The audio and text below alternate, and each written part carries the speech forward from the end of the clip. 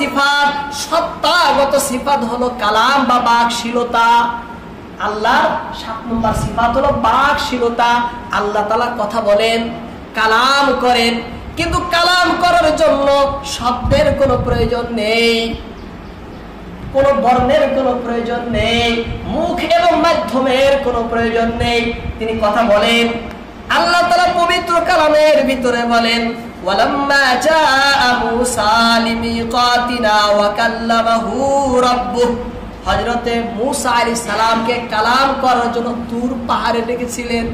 সেই তুর পাহাড়ের ভিতরে ওয়া কাল্লামাহু রাব্বুহু, হযরত মূসা আলাইহিস সালামের সাথে আল্লাহ তাআলা কালাম করেছেন, কথা বলেছেন। এছাড়া অনেক আয়াতের ভিতরে প্রমাণ পায় যে আল্লাহ তাআলা মানুষের সাথে, নবীদের সাথে কথা, আল্লাহ কালাম করতে পারেন। বাকশীলতা রয়েছে, বাক ক্ষমতা আল্লাহ রয়েছে, কালাম করেন। যার সাথে ইচ্ছা তিনি কালাম করতে পারেন।